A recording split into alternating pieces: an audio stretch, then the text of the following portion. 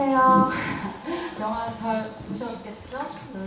네, 영화를 꽉 채우고 있을 어떤 막막함과 또 먹먹함들의 여운이 가시지 않은 상태일 것 같은데 그 여운을 안고 오늘 굉장히 특별한 GV의 출발일 것 같아요. 이 원작 소설을 쓴 김혜진 작가 그리고 김일환 감독님과 같이 딸에 대한 이야기를 나눠보려고 합니다. 저는 문화평론가 박혜진이고요. 그 원작 소설의 편집자이기도 합니다. 반갑습니다. 기본 순서대로 인사를 나눠볼게요. 이미랑 감독님 안녕하세요. 네, 딸내를 연출한 이미랑입니다. 네, 안녕하세요. 소설 쓰는 김혜진입니다.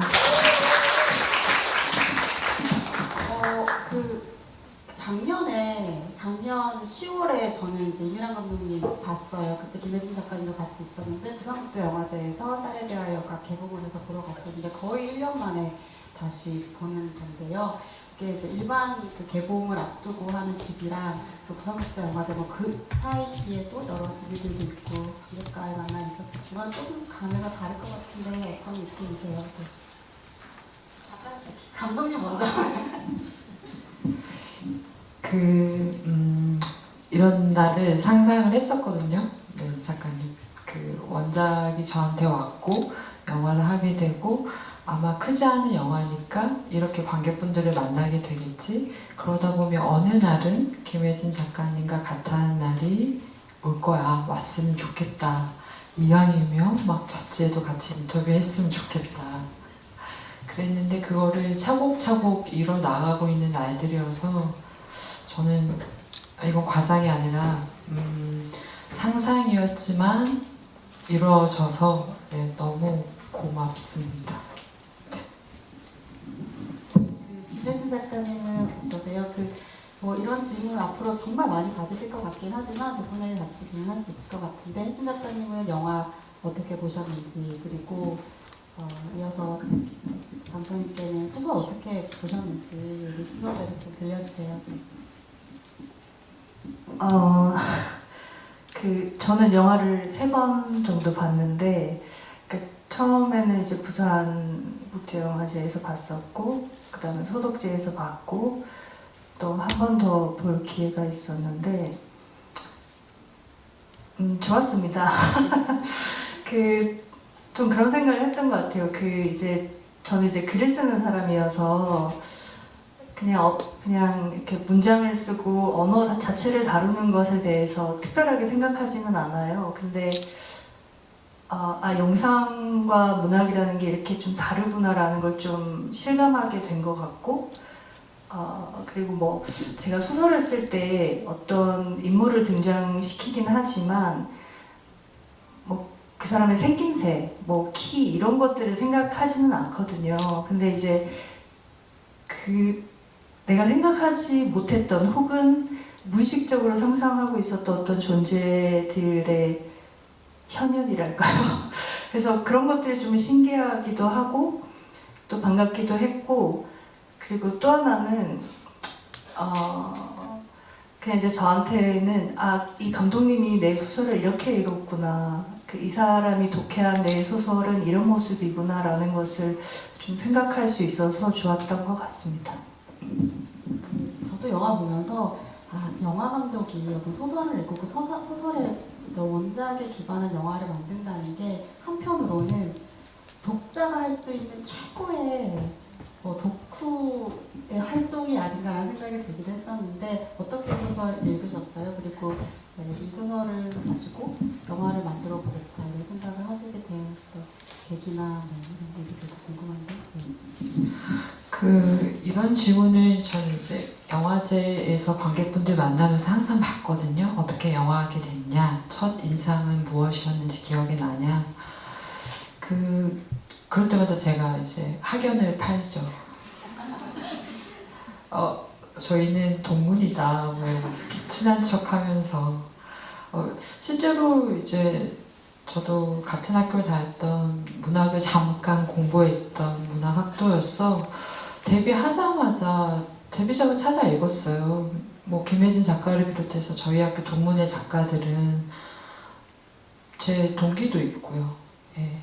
그래서 뭐 다 있었고 중학력부터 저는 데뷔작부터 다 읽었었거든요. 그중에 딸의 대학도 2017년도에 발간되고 18년도에 바로 읽었었고 그때 읽을 당시에는 잘 쓴다, 여자를 잘 쓰는구나. 그리고 어떻게 저랑 동갑내기 여성인데 이렇게 삶에 대한 통찰, 그 노년 여성에 대한 이 내면의 언어들을 어떻게 이렇게 표현하지? 나도 그 나이대 여성인데 어떻게 그 마음을 짐작해서 서사를 확장해 나가지? 라는 거에 되게 놀랬어요. 아마도 저를 투영해서 읽어서 더 그랬던 것 같아요. 그때는 뭐 이게 판권이 팔렸다는 소문이 있긴 했지만 제가 할 거라는 전혀 생각은 못했고 그러고 있다가 2021년도쯤이었던 것 같아요. 이제 아토 측에서 원작이 이런 딸의 대화가 있다. 혹시 연출을 할 생각이 있느냐 제안을 받아서 저는 당시에 읽었었고 제안을 받고 또 다시 읽었었죠. 그때 이런 생각을 했어요. 아직도 이 아이가 유효할 수 있을까? 왜냐하면 영화 만든 지 또 시간이 걸리니까요. 혹시 우리 생각보다 더 뭔가 진전되고 있진 않나? 지금의 상황이? 근데 아니더라고요.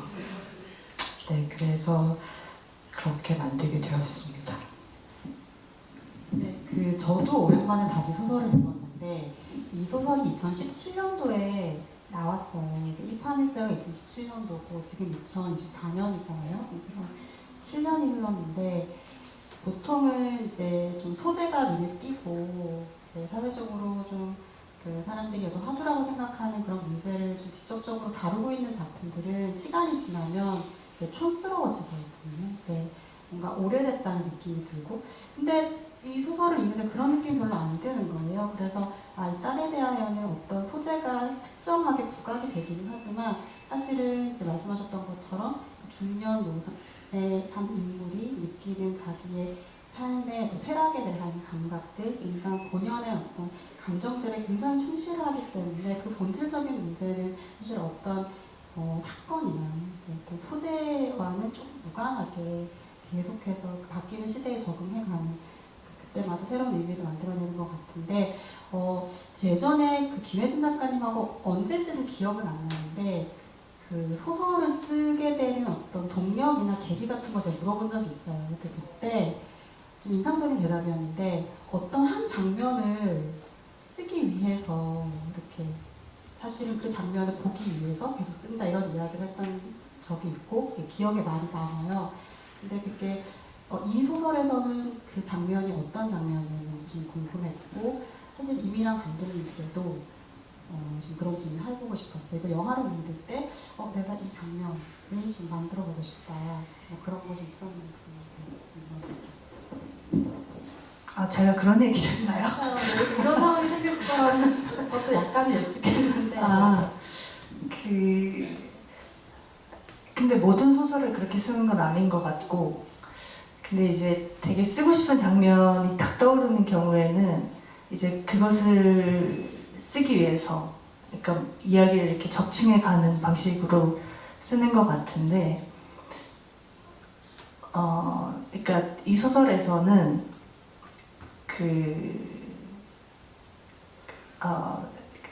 제가 좋아하는 장면 중에 하나인데, 이 애들은 땅 위에 발을 딛고 서 있다. 환상도 꿈도 아닌 현실에 있다라고 이제 그 어머니가 자각하게 되는 장면이 있거든요. 그러니까 그 장면을 사실은 되게 쓰고 싶었어요. 그러니까 그러려면, 근데 그 장면이 설득력이 있으려면 앞에 뭔가가 더 있어야 된다고 생각을 한 거죠. 그래서 사실은 그것을 쓰기 위해서 소설을 쓴 것 같아요. 지금 생각해 보니까. 네. 근데 그 장면은 제가 영화로 찍지 않은 장면이잖아요. 그 장면을 가장 떠올렸는데 저는 그 장면을 찍지 않았다. 네. 정말 저는 네. 저는 그런 장면이 있었던 건 아니고요. 왜냐면 이게 제 오리지널 시나리오가 아니잖아요. 저는 각색한 창작자로서 이 이야기를 어떻게 영화화할 것인가라는 구조화 측면에서 다가서는 어떻게 보면 기술자의 마인드로 소설을 해체하거나 해체된 거를 어떻게 이음새를 잘 모아서 영화적 구조로 쌓아가느냐가 저의 중점이었기 때문에 이 장면이란 건 없었고요.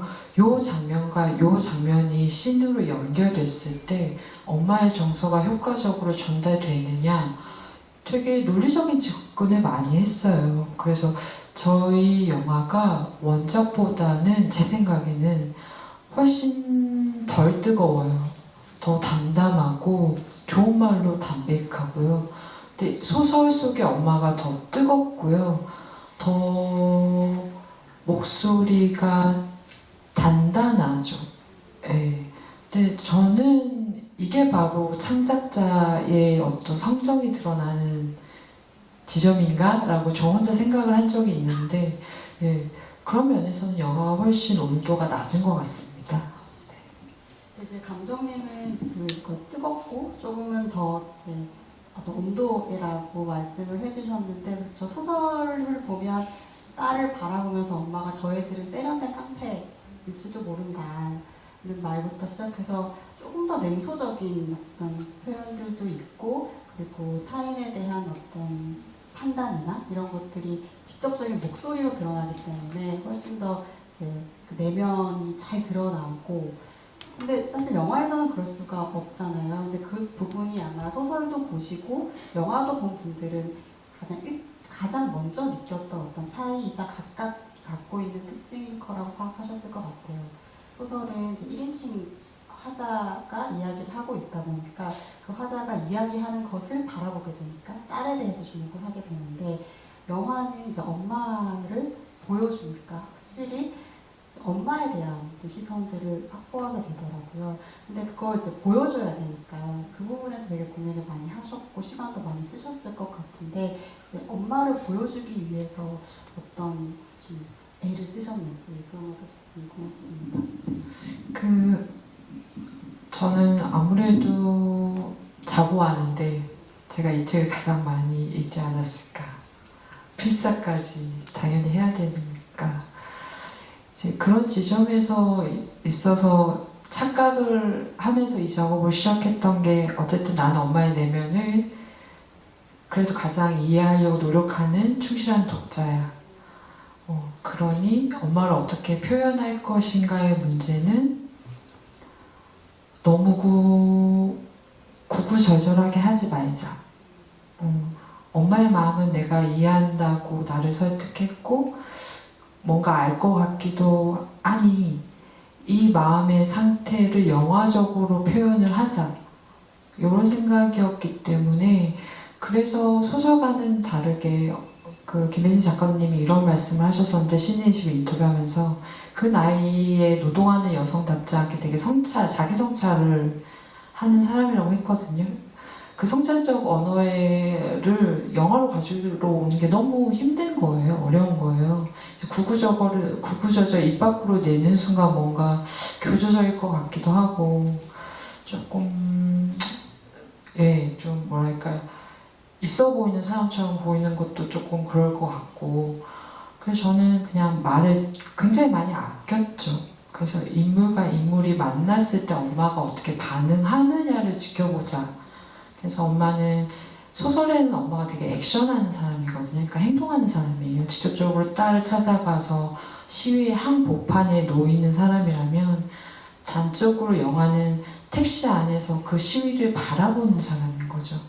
여기서 저는 저의 어떤 이 각색의 태도가 드러나는 것 같은데 소설은 1인칭 주인공 화자의 시점이라면 영화는 약간 관찰자 시점으로 빠진 것 같다는 생각을 제가 이 소설에서 엄마를 이해하는 방식은 그랬던 것 같아요. 주인공이지만 그래도 관찰자 입장에서 이들을 바라보는 그게 각색의 방향에 그나마 가장 가까운 접근이 아닐까? 해석이 아닐까라는 생각을 합니다. 그 소설이 독자들한테 읽히는 과정에서 이거는 딸에 대하여라는 제목이 있고 딸에 대해서 쓰고 있지만 그 딸을 바라보는 엄마에 대한 이야기구나 라는 이야기들을 자연스럽게 했던 것처럼 영화에서는 그 엄마에 대한 이야기를 또 보여주고 그 엄마에 대한 이야기를 객관적으로 바라봄으로써 아 이거는 그 엄마를 통해서 한 발 더 멀리 나와서 우리 어떤 홀로 혼자서 늙어가는 것에 대한 두려움을 가지고 있는 어떤 뭐 친구나 우정이라든지 연인이라든지 이런 허술한 관계들에 대해서 계속해서 의심을 하고 있는 많은 사람들을 객관화하는 그런 식으로 조금 더 먼 거리를 갖게 해주는 거였던 것 같아요. 김혜진 작가님한테 조금 구체적으로 이거 영화 보시면 좀 인상적이었던 장면이나 연출이나 이런 거는 뭐 대답 준비해 오셨을 것 같아서 좀 뻔히 대답해 준비해 오셨을 것 같은 걸 제가 지금 물어보겠습니다. 어떤 거 되게 좋으셨는지 어떤 장면? 네. 저는 다 좋았어요.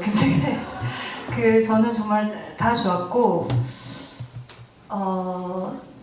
근데 제일 좋았던 거는 그 집의 모습이었거든요. 그러니까 제가 소설을 쓰면서 생각했던 집과 굉장히 가까운 느낌이었고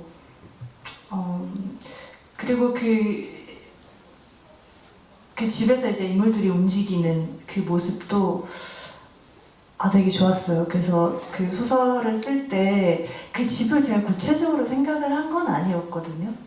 근데 이런 모습이었을 수도 있겠구나라고 하고 생각을 하게 된 게 있었고 그리고 저는 그 오민혜 선생님 연기가 참 좋았습니다. 그러니까 그 카메라를 볼 때 그 뭐라고 해야 될까요? 그러니까 그 배우가 나를 보는데 뭐라 될까? 그 어떤 마음 자체를 좀 보고 있는 느낌? 제가 그 사람의 기분이나 어떤 정서를 보고 있는 느낌? 그래서 그런 게 굉장히 좋았던 것 같습니다.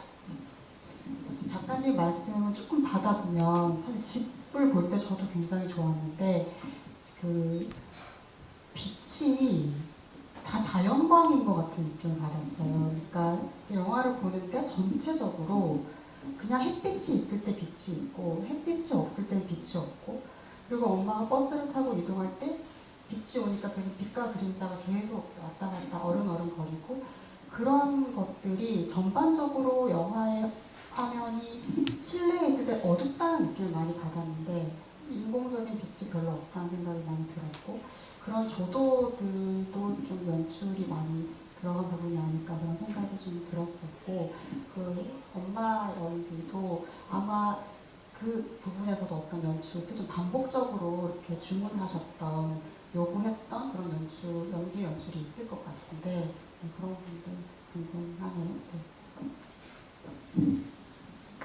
네, 저희만 너무 얘기하죠. 넘길게요. 네. 그 집은 워낙 빛이 잘 드는 집이었어요. 거실 같은 경우에는 전면 창이 있었고, 근데 그 집 구조가 제가 소설을 읽을 때는 뭐 머릿속에만 상상을 하던 거를 이제 제가 연출한다고 생각하니까 저는 이제 단면도를 그렸거든요. 모든 집의 구조를. 단면도를 그렸을 때 원래 생각하던 집은 거실과 주방이 통하는 일자 방향이었어요. 근데 저희 영화 속 로케이션은 조금 이렇게 부엌의 안쪽으로 들어간 외진형이거든요. 거실과 통하지 않는. 그래서 일자 방향은 아니었고 어쨌든 로케이션에 맞춰서 시나리오를 많이 바꾸긴 했지만 그 꺾어 들어간 주방에도 빛이 잘 들었고 엄마가 이제 거실의 전면창에서도 빛이 잘 들었고 다 빛이 잘 드는 집이었어요. 이제 문제는 밤이었죠. 그러니까 조명을 좀 했어야 되는데 거기가 워낙 주택 밀집 지역이어서 조명하는 게 옆집, 윗집 뭐 약간 다 양해를 구해야 하는 어려운 상황이어서 나이트씬이 조금 어려웠던 기억이 나고요. 낮에는 빛이 잘 되는 집이라 시간만 잘 맞추면 마당 같은 경우 잘 맞춰서 찍었고 그 엄마의 연기 연출 같은 경우에는 이런 것 같아요. 제가 오민혜 선배님을 이번 작업하면서 처음 뵀거든요. 물론 그 전에는 오민혜 선배님은 되게 다양한 많은 작품 속에 나오세요. 농담 삼아 이제 저희 단편 영화 찍거나 이제 장편, 독립 장편 찍는 친구들 사이에서는 오민혜가 나오는 영화와 나오지 않는 영화 두 개만 있다. 라고 할 만큼 되게 필모가 두터운 분이셔가지고 저도 작품 안에서만 맺다가 이 작품을 하면서 이 사람이 어떤 사람이고 오민혜 선배님도 이미랑이 어떤 사람인지 알아가는 과정을 겪었는데 굉장히 활달하시고 밝으시고 정말 이거든요. 근데 저희 엄마는 아이잖아요. 그래가지고 이제 선배님한테 되게 테이크를 많이 갔는데 왜냐면 이제 이렇게 밝고 발산되는 연기를 이제 제가 생각하지 못한 식의 엄마의 연기가 이제 초반에 나오셔가지고 제가 테이크를 가면서 이렇게 점점 조금만 더 눌러주세요 하면서 제가 생각하는 엄마의 정서의 폭과 선배님 생각하는 정서의 폭을 맞추는데 시간이 많이 걸렸고 근데 중후반으로 가면서는 이제 딱 호흡이 맞아서 중후반으로 가면서는 테이크를 생각만큼 많이 가지 않았던 것 같습니다. 아마 보시면서도 이렇게 무게감들 어떻게 보셨나요? 네, 저 뒤에 손 들어주셨어요. 하나가 움직일 거예요. 그래서 조금 시간이 네, 안녕하세요. 저는 이제 영화를 벌써 3번째 보고 있는데요. 영화를 보고 나서 이제 2번째 관람하고 이제 책을 읽기 시작했어요. 아직 반밖에 못 보긴 했는데, 근데 이제 든 생각이 영화를 보고 나서는 이제 나의 일이 될 수 있는 일, 그러니까 이제 타인의 아픔에 이제 공감을 하게 되는 이유가 그게 이제 언젠가 내가 될 수 있는 일이잖아요. 이제 그런 거에 생각을 했고 책을 읽고 나서는 부모님에 대해 생각을 했어요. 그러니까 부모님 마음에 대해서. 네, 그래서 부모님이 제가 지금 이제 30대예요. 30대 부모님이 저를 낳으셨거든요. 그러니까 그 당시에 이제 부모님의 어떤 생각을 했을까 그런 걸 좀 많이 생각하게 될 것 같습니다. 네, 감사합니다. 질문은 아니고 어떻게 보셨는지에 대한 얘기, 네, 공감이 많이 되는 부분을 3번이나 보시고, 네, 감사합니다. 역시 3번쯤 보게 되면 자신의 이야기로 하게 되는 것 같아요. 네, 또 궁금하신 데 맨 앞에 보여주시죠.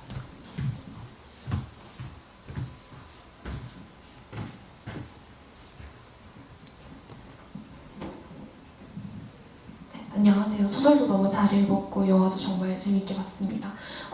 소설 속 모녀의 갈등을 학창 시절에 엄마와 비슷하게 겪고 이제 어머니께서 농담 삼아 지금은 세상에서 제일 싫은 소설이 이 소설이다. 네 생각나서라고 말하실 정도의 이제 저랑 저희 어머님한테 되게 의미가 있는 소설인데요.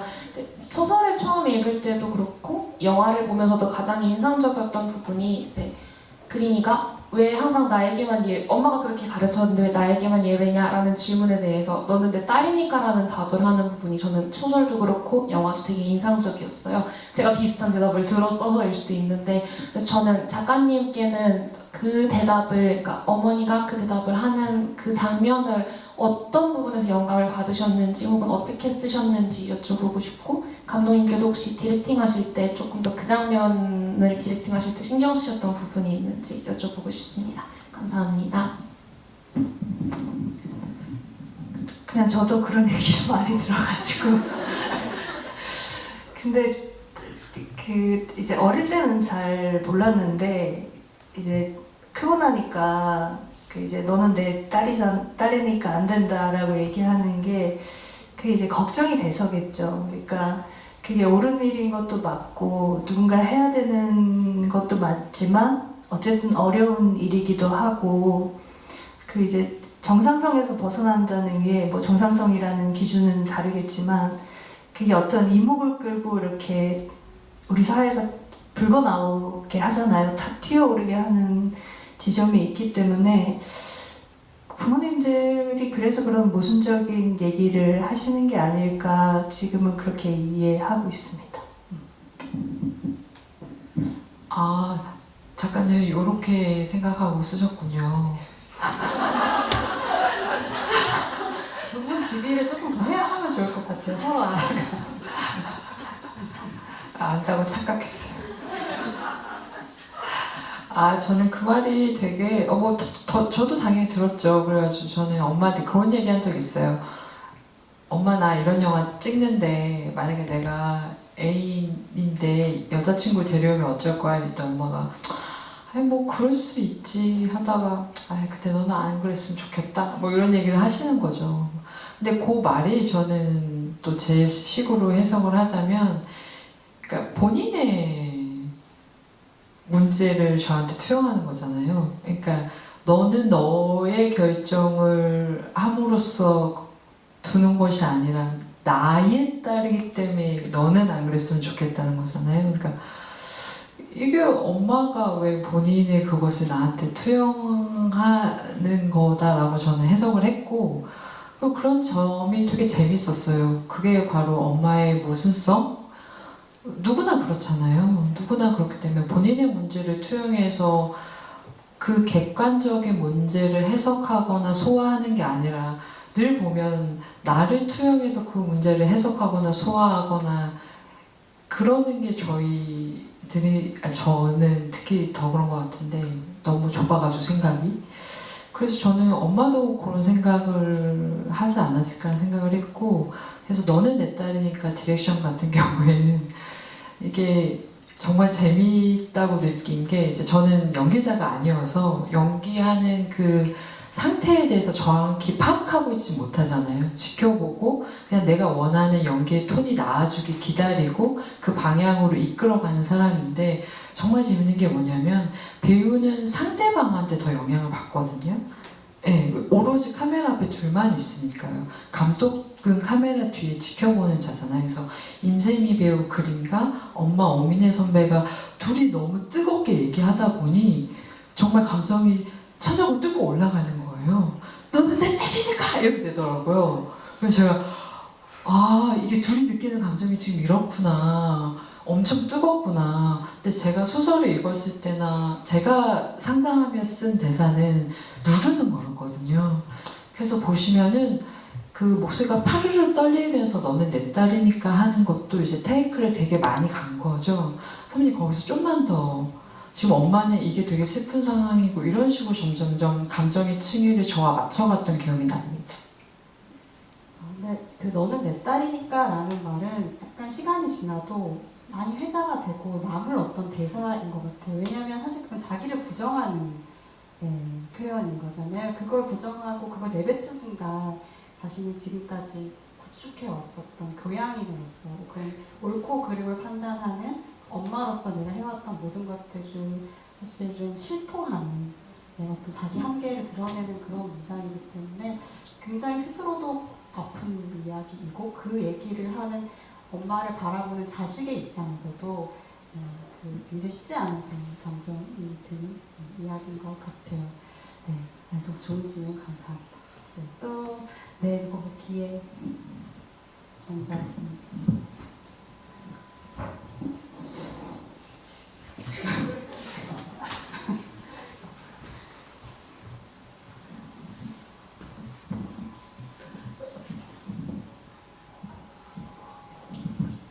네, 안녕하세요. 그 책도 영화도 너무 재밌게 잘 읽고 보았는데요. 최근에 한국이 싫어서도 그렇고 소설 원작 영화들을 꽤 여러 편 보게 되었는데, 뭔가 영화를 보면서 영화만의 매력도 드러내면서 소설 텍스트에 대한 이해도 한층 좀 더 심화시켜주는 그런 좋은 영화라는 생각이 들어서 오늘 참 즐겁게 본 것 같습니다. 그 책에서는 방금 많이들 말씀해주신 그 넌 내 딸이니까 그 문장이 사실 핵심 한 문장을 꼽으라면 그 대사를 꼽아야 할 것 같아서 영화에서도 그 장면이 표현되는 방식이 굉장히 인상 깊었던 것 같고, 또 제가 최근에 책을 읽으면서는 사실 눈에 들어왔던 문장이 그 어머니가 남편이 살아있었으면 어땠을까라고 생각을 하면서 지나가는 말로 남편은 마음이 여려서 아마 딸을 죽이려고 했을 거다, 이런 문장이 나오더라고요. 예전에 읽었을 때는 그렇게 눈에 들어오지 않았던 문장 같은데 마음이 여려서 딸을 죽인다는 건 도대체 무슨 말일까?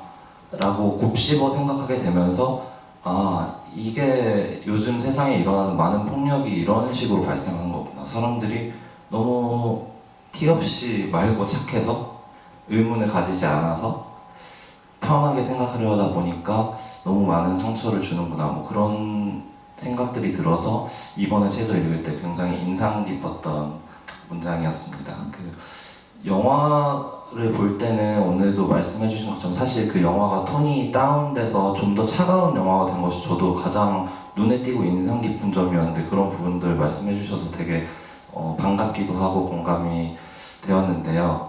그런 것 이외에도 영화로만 우리가 볼 수 있는 장면들도 눈에 들어와서 되게 좋았던 것 같아요. 뭐 이를테면 저는 오늘 영화를 보면서는 그 수박이 등장하는 장면이 되게 재밌고 인상적으로 다가왔는데 오프닝에서 오민의 배우가 이제 혼자 낑낑대며 수박을 드는 장면이 한 번 나오고 그 이후에 이제 두 연인이 함께 수박을 들면서 집을 언덕으로 올라가는 장면이 나왔는데 제 기억으로 아마 그건 소설에는 없었던 장면 같은데 이 영화가 보여주고 싶은 부분을 너무 효과적으로 짧은 장면이지만 보여주는구나 싶어서 이런 건 영화만의 매력이구나 라고 생각했던 것 같습니다. 여기까지 짧은 감상이고요. 그 감독님, 작가님께 질문 하나씩 드리고 싶은데 그 영화가 감독님 말씀해 주신 것처럼 주로 덜어내는 방식으로 이제 영화를 만들게 되었잖아요. 그러다 보니까 제 독자로서 제가 읽었을 때는 이 작품이 굉장히 톤이 바뀌는 터닝 포인트라고 생각이 되었던 그 레인에게 어머니가 이제 참지 못하고 감정을 분출하면서 그 깍듯이 존대하던 자신의 딸의 연인에게 갑자기 말을 놓게 되는 그런 감정적인 분출 장면이 있었는데 이제 그런 장면들 같은 것들이 생략되면서 사실 끝까지 계속 그 딸의 연인에 대한 자신의 감정과 톤을 좀 유지하는 쪽으로 이제 각색이 되었다고 저는 받아들였는데 그런 식의 변화에 대해서 이제 작가님 어떻게 생각하시는지 좀 궁금하고 반대로 감독님께는 거의 다 덜어내는 방식으로 영화가 진행되었다가 마지막 엔딩 장면은 사실 소설 속에 또 없는 전혀 새로운 장면으로 여운을 주면서 작품이 마무리되었던 것 같은데 그 작품을 꼭 추가하고 싶으셨던 이유라든지 또는 그 장면이 지니는 감독님이 생각하시는 의미에 대해서 좀 여쭙고 싶습니다.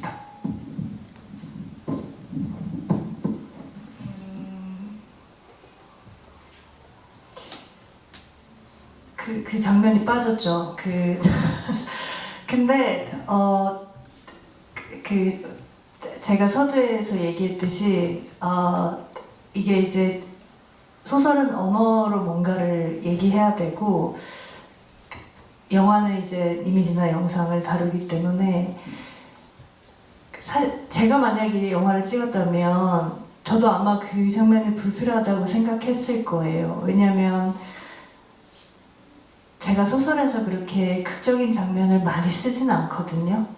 근데 그 딸에 대하여에서는 그 1인칭 어머니 시점으로 소설이 진행되기도 했고 그리고 이 사람의 내면 변화를 좀 뚜렷하게 보여줄 필요가 있었어요. 그래서 몇 개의 장면들은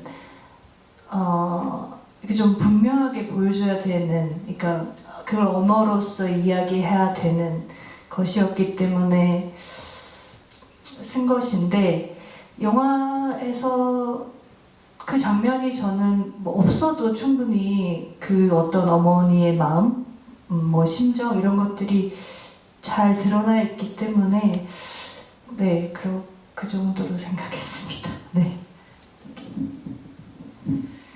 그 영화적 내러티브라고 생각을 하면 소설이 훨씬 영화적 내러티브에 가깝다고 생각해요, 저는. 네, 더 감정의 기승전결이 섬세하고 더 갈등이 첨예하고 더 몰입이 되는 쪽은 소설이죠. 그러니까 내러티브적으로 보자면 문학이지만 더 소설의 구조화가 잘 되어 있는 편의 뛰어난 소설인데 저는 이제 그걸 덜어내는 방식을 취한 건 그거는 저만의 창작이었겠죠. 저도 창작자 감독이니까요. 근데 저한테 단 한 가지 원칙이 있었어요. 그러니까 미친 듯이 원작을 모든 페이지마다 제가 주석을 붙일 만큼 섬세하고 꼼꼼하게 읽고 필사까지 하되 시나리오 이후에는 책을 들춰보지 말자. 저는 얼마 전에 들춰봤어요. 시네21을 이제 같이 인터뷰하는 자리가 있어가지고 원작과 내가 얼마나 뭘 어떻게 달라지게 썼지라고 궁금해서 그제서야 열어봤지. 시나리오를 쓰고 편집하는 과정 안에서 너무 길을 많이 읽고 헤매고 답답하고 모니터도 좋지 않고 나도 잘 모르겠고 그래도 원작을 열어보지 말자가 저의 단 한 가지 원칙이었어요. 그래서 열어보지 않았던 이유는 영화 안에서 길을 찾아야겠다. 내가 또 까딱 잘못하다 원작이 하고 있는 거 따라가는 순간 저는 본전도 못 찬다는 생각을 했었어요. 왜냐하면 원작이 너무 좋은데 제가 그 원작을 쫓아가다 진짜 바지가랑이가 찢어질 것 같다는 생각이 들어가지고 망해도 영화적으로 망하자가 저의 원칙이어서 어쨌든 그렇게 했을 때 저희가 에필로그 같은 경우에는 영화를 다 찍고 그 다음에 봄에 제가 보충 촬영으로 붙인 거예요. 그러니까 처음에 순서 편집을 다 했는데 뭔가 부족하다는 내부 모니터링을 했는데 엄마가 정말 변화하고 있는 거야. 장례식장에서 엄마의 어떤 미약한 변화 혹은 성장이 이루어지고 있는 거야.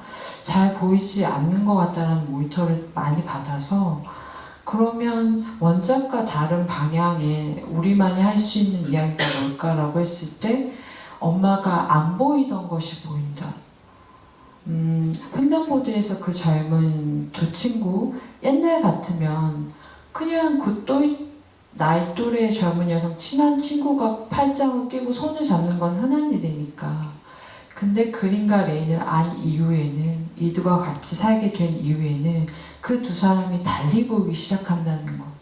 저는 그게 엄마의 어떤 이해의 폭, 엄마의 성장의 폭이라고 생각을 하고 그 장면이 나왔습니다. 근데 저도 영화 보고 이렇게 원작이 있는 영화를 보고 나서 그러니까 원작에서 출발했다는 생각이 들지 않고 원작이 끝난 곳에서 출발해서 전혀 다른 곳으로 갔지만 원작이 품고 있는 질문들을 소화해서 이 작품만의 답을 내놨다는 생각으로 거의 완벽한 어떤 작품이라 생각이 들었었어요. 그러면서 아까 말씀해주신 것처럼 그 수박 장면이 정말 저도 상징적이었는데 수박이 적어도 두 가지 의미를 준다고 생각이 들더라고요. 첫 번째는 이제 사실 소설 열자마자 나오는 게 엄마의 늙음에 대한 거죠. 그러니까 나이 들기 때문에 면이라는 걸 먹기도 되게 힘들고 소화가 되지 않는다. 수박을 먹잖아요. 식사처럼 허겁지겁. 왜냐면 그게 소화가 잘 되거든요. 저도 여름엔 수박으로 배를 끼니를 해결할 때가 많습니다. 그리고 이제 혼자라는 것, 이게 처음에는 혼자 힘들게 들고 오는데 이제 두 딸은 같이 들고 오잖아요. 그래서 이런 장면들을 보면서 소설이 이제 말로써 표현한 것들을 그 구체적인 상황과 행동으로 너무 잘 찾아내고 표현해서 뭔가 이 소설과 비교라는 것 자체가 좀 힘들 정도로 독창적이라는 생각을 했었는데 아마 보시면서도 다 그렇게 느끼셨던 것 같아요. 네. 거의 서평에 가까운 코멘트를 주셨기 때문에 네, 답변들도 굉장히 흥미로웠던 것 같아요. 네, 또 질문이 있으신가요? 네, 저 뒤쪽에.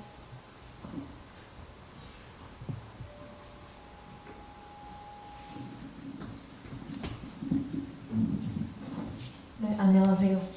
일단 저도 이제 딸에 대하여 책이 처음 나왔을 때 이제 샀는데 사두기만 하고 아직 못 읽었단 말이에요.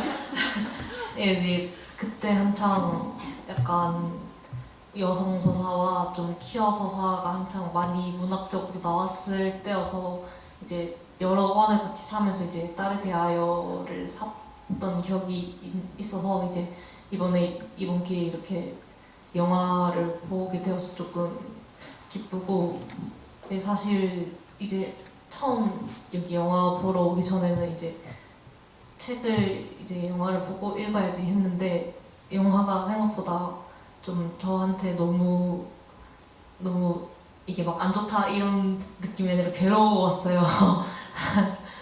좀 그런 괴로운 장면들이 좀 많길래 책을 조금 더 미루었다가 봐야 될 것 같다라는 생각이 조금 들었고 그리고 아까 수박 얘기 살짝 저도 원래 이게 질문 아니긴 한데 수박 얘기 살짝 하면 어머니는 그냥 퍼먹고 딸한테는 그냥 잘라주는 게 저는 그게 좀 단적으로 이제 부모의 관계를 좀 많이 보여준다고 생각을 덧붙이고 싶었습니다.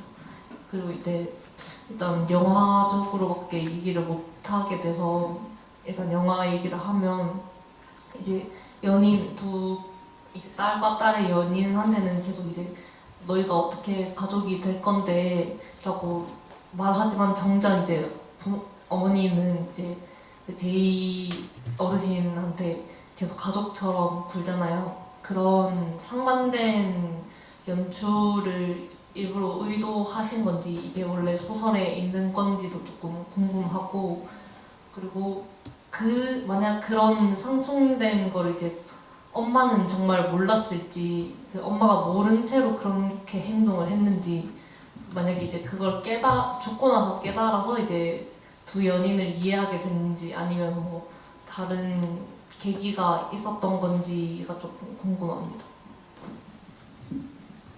제이가 죽고 나서 그 아이들을 이해하게 됐다고 이해를 하시는 건가요? 마지막 질문을 제가 정확히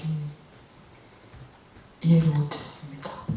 일단 제가 이해한 바는 이제 저는 이제 그렇게 느껴질 수밖에 없는 그러니까 이제 두 딸은 가족이 될 수 없는데 나는 이제 이 제이 어르신한테 가족처럼 굴고 있으니까 이 양면성을 깨달아서 두 이제 연인을 이해한 것처럼 이제 빌드업이 돼가고 있는 줄 알았는데 이제 마지막에 제이 어르신의 죽음으로 인해 그게 이렇게 마무리가 되는 건지 아니면 그런 빌드업이 있었기에 그 죽음으로 인해 뭔가 결정이 된 거였는지가 궁금합니다. 이게 제가 죽는 거는 소설의 마지막에도 나오고요. 엄마가 이제 장례식장에서 잠을 자고 뭐 또 다른 노동이 기다리고 있을 거다. 나는 이 아이들을 이해할 수 있을까? 근데 뭐 고집센 그 본인의 모습이 보인다 하고 소설이 끝나죠.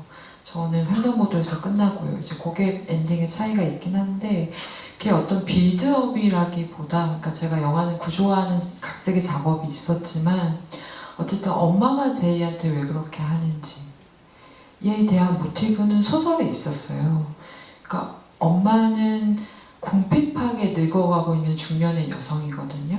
그러니까 본인이 스스로 노동을 해야만 생활이 가능한 노동자인 거죠. 그리고 노동에 대한 되게 섬세한 묘사들이 있고 플러스 늙어감에 대한 그리고 혼자 남을 것에 대한 두려움이 뭐 위층에 사는 고독사하는 여자친구 얘기도 있고 자기의 요양보소 동료가 죽는 장례식장에 찾아가는 게 그 앞에 다 소설에도 있는 내용이에요.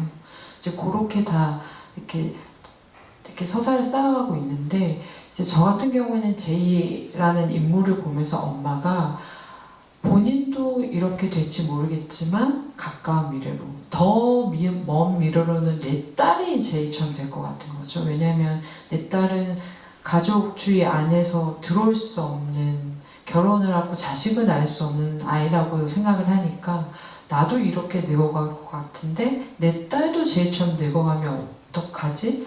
라는 마음으로 그러니까 저는 요 단어로 이들의 엄마의 마음을 관통하는 거를 되게 이기적인 이타심이라는 단어로 이해를 하고 구조를 쌓았거든요.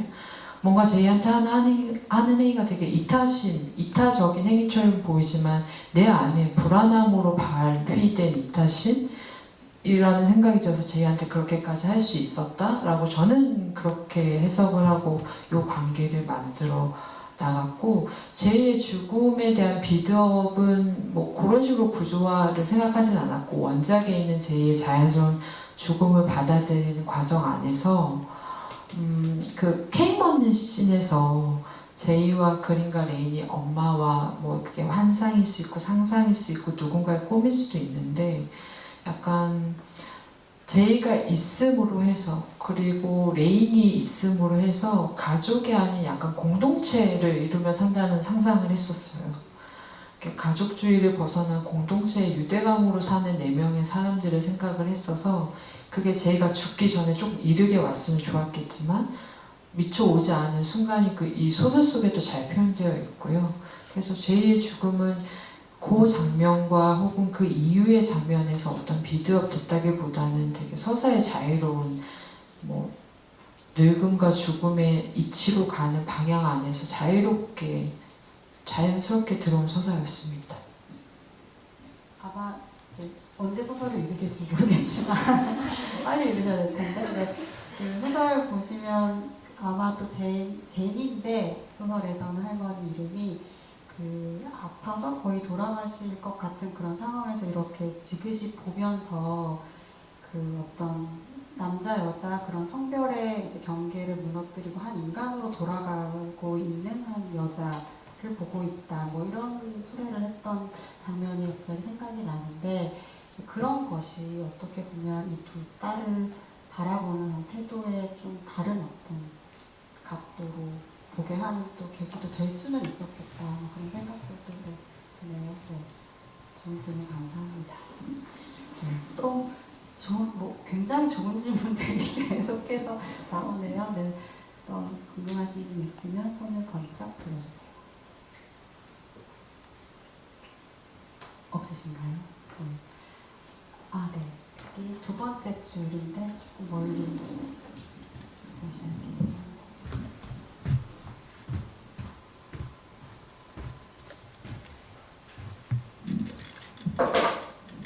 네, 안녕하세요. 그 영화 책을 정말 집중해서 재밌게 읽고 본 것 같아서 정말 일단 감사드립니다. 근데 그 제가 여쭤보고 싶은 거는 그 젠과 제이와 그 딸과 딸의 애인을 딸을 봤을 때 단순히 그 사람들이 여성으로서 혹은 LGBTQ로서 혹은 그 늙은 여성으로서가 아니라 둘 다 고학력을 가지고 있거나 혹은 사회적으로 능력이 있는 사람들이었잖아요.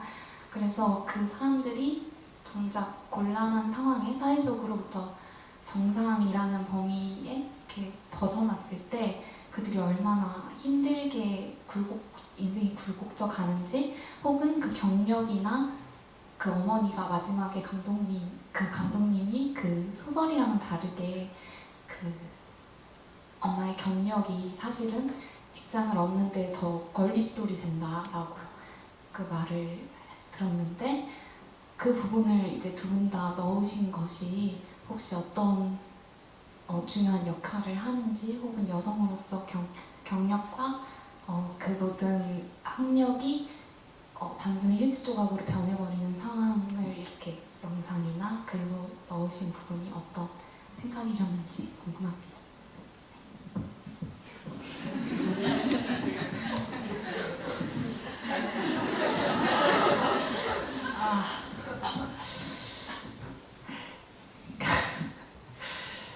그렇죠. 사실은 만약에 이 어머니가 돈이 많고 좀 부유한 상황이었다면 딸의 상황을 조금 더 쉽게 받아들였을 수도 있다고 생각해요. 그러니까 너는 뭐 내 딸이잖아 이렇게 말하지 않고 네가 원하는 걸 다 해보렴 이라고 얘기했을 수도 있겠죠. 근데 자기가 이제 책임을 지지 못하니까 이제 그런 것이고, 그리고 이제 이 죽은 남편에 대해서 또 생각하잖아요. 그러니까 이 사별인 거죠. 그러니까 사별 이후에 가정 경제가 이제 급격하게 무너지게 되는데, 보통은 이제 남성들이 오랫동안 이제 직장 생활을 하면 이제 아내는 뭐 여자는 집에서 아이를 키우고 또 경력이 단절되고 뭐 그런 과정들을 좀 생각을 했었던 것 같아요. 그리고 또 하나는 이 딸이 되게 고학력자이긴 하지만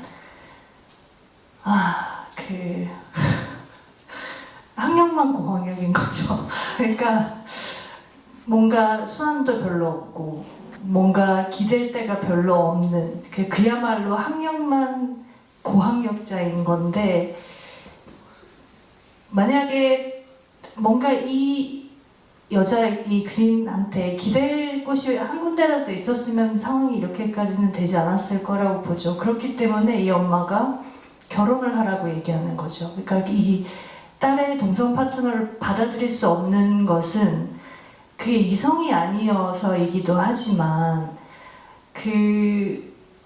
남성, 그러니까 사회적 주체의 남성을 조금 더 안정적인 생활을 할 수 있을 거라고 생각을 했다고 저는 생각했어요. 네.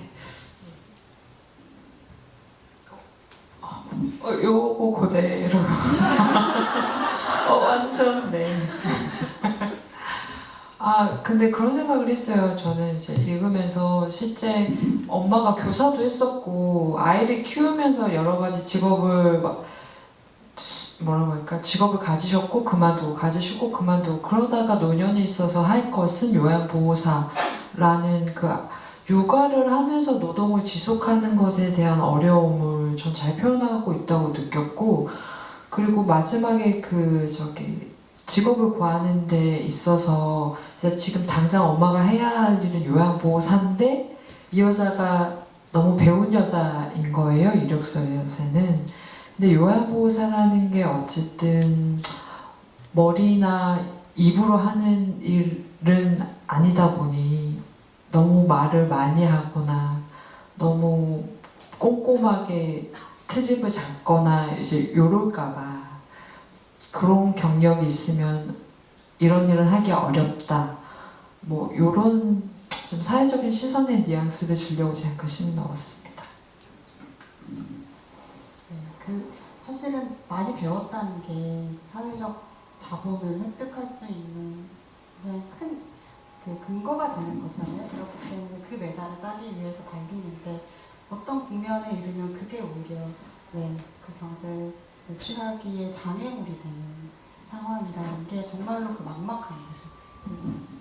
살아있는 동안 끝나지 않은 그 막막함이라는 것을 더해주는 그런 조건이 된다는 굉장히 아이러니한 것 같아요. 시간이 뭐 벌써 쭉 지나가가지고 거의 끝을 내야 되는 상황이 왔는데요. 질문을 뭐 하나 하면서 정리를 해도 좋을 것 같아요. 아마 이 이야기를 소설을 쓰면서도 그렇고 영화를 만들면서도 그렇고 이 질문을 하지 않기는 어려웠을 것 같은데 가족이라는 게 어떤 의미인가? 우리가 이제 가족이라고 하면 당연히 굉장히 배타적인 어떤 의미로 아무리 뭐 가족의 의미가 달라지고 있고 개념과 범주가 유연해지고 있다고 말을 하지만 그래도 가족이라는 그 정의가 가지고 있는 구속력이라는 게 굉장히 강할 것 같고 그 개념에서부터 벗어나기 위해서 이 이야기를 만들어 나가는 과정이었다고도 볼 수 있을 것 같은데 각각 이제 선생님들 작업하시고 나서 가족에 대한 의미를 바라보는 시선이 좀 어떻게 달라졌는지 그리고 이제 독자들 혹은 이제 관객들이 가족에 대해서 좀 어떤 생각을 좀 하면 좋겠다 그런 바람들도 있었다면 그 얘기로 마무리를 해도 좋을 것 같아요.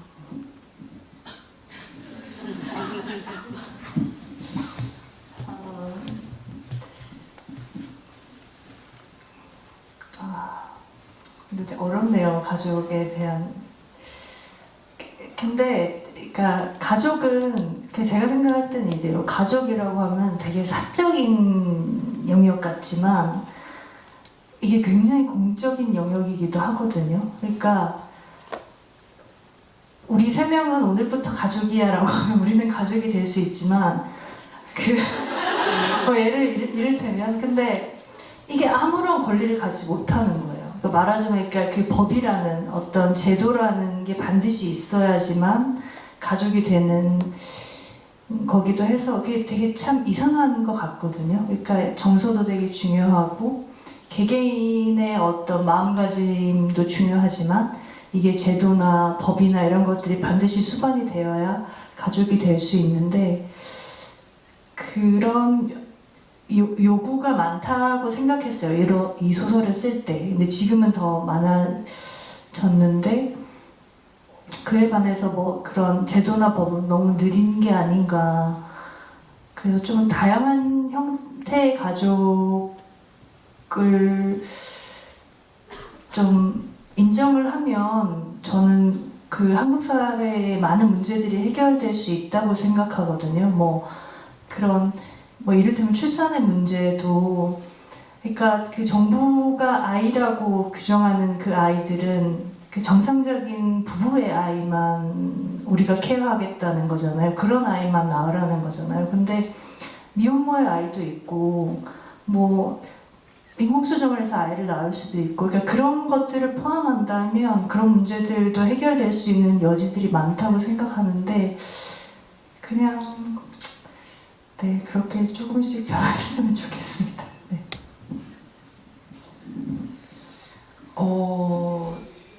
저는 저희 영화에 대한 리뷰들을 이제 영화제에서 관객분들 만나고 나면 찾아보거든요. 궁금하잖아요. 어떻게 보셨는지.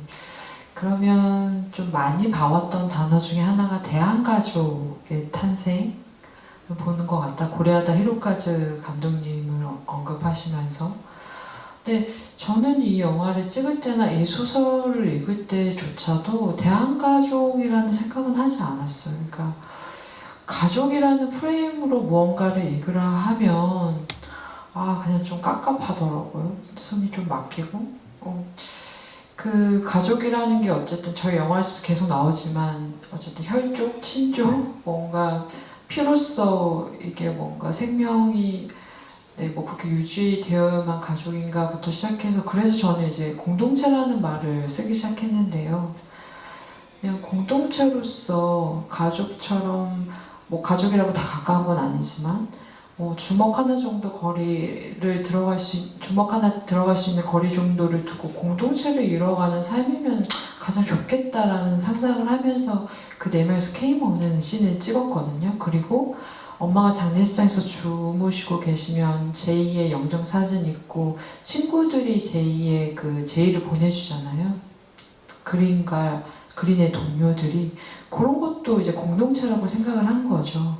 그러니까 가족이라는 이름에 갇히면 해석할 수 있고 상상할 수 있는 것들이 많이 줄어드는 것 같아가지고 저는 저희 영화가 약간 공동체 어떤 유대감이라는 이름으로 한번 해석해보면 좋지 않을까라는 생각으로 영화를 만들었습니다. 아마 영화에서도 그 장면 인상적이었고 소설에서도 마찬가지였는데 딸이 엄마한테 항변하는 장면이었던 것 같거든요.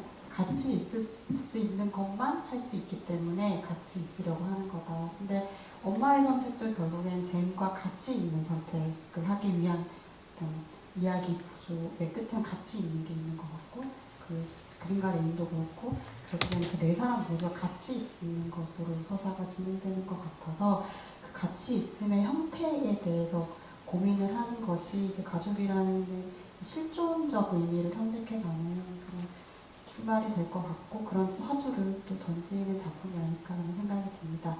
오늘 뭐 소설 얘기도 굉장히 많이 하고 영화 얘기도 깊이 있게 나눈 것 같아요. 그래서 저는 굉장히 좋은 시간이었는데 여러분들도 어땠는지 모르겠습니다. 두 분 오늘 시간에 대한 소회 말씀해 주시면서 인사 나누면 좋겠어요. 사실 늦은 시간이어서 이렇게 늦게는 처음 해봐요. 그래서 11시가 다 네, 그래서 오늘 또 금요일이고 그래서 오실까라고 했는데 많이 와주셔서 너무 감사드리고 늘 이런 행사를 하고 나면 제 책에 대해서 저도 또 생각을 해보게 돼요. 뭐 저라고 제 책을 매일 생각하는 건 아니거든요. 그리고 또 딸에 대한은 2017년에 나온 책이라 이 책에 대해서 생각할 겨를이 별로 없었어요. 그러니까 한동안은 잊고 지냈는데 또 이런 기회에 또 뭐 글쓰기에 대해 생각해 보기도 하고 네 감사합니다.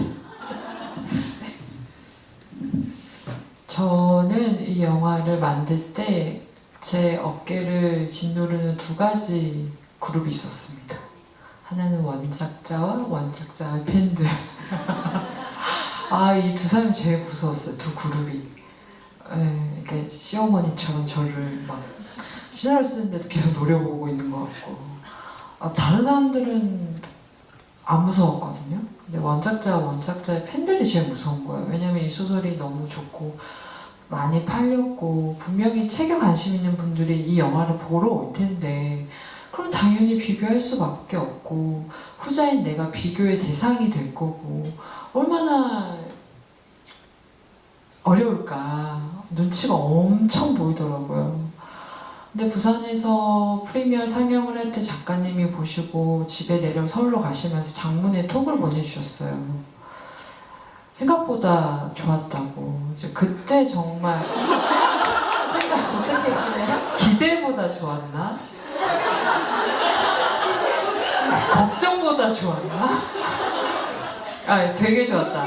그 약간 이성의 문제가 좀 기대보다 좋았다던 거인가요? 제가 지금 폰을 안 갖고 있어가지고. 아, 맞아요. 생각했던 것보다 훨씬 좋았다. 큰일 날 뻔했네요. 생각했던 것보다 훨씬 좋았다. 이제 장문의 문자를 보내주셔서 그때부터 좀 쉬었어요.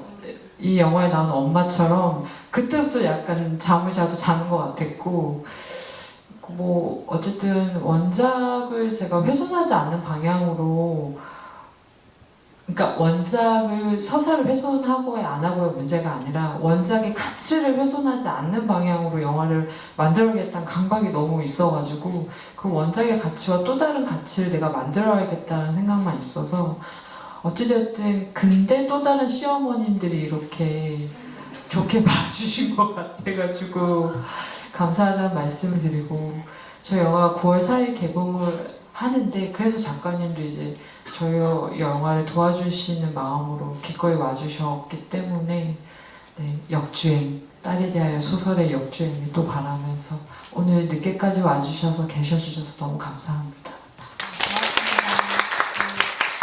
영화 비슷하고 주변에 소문도 좀 많이 내주시고 네, 끝까지 잘 웨이트로 네, 부탁드립니다. 오늘 늦은 시간까지 함께 해주셔서 고맙습니다.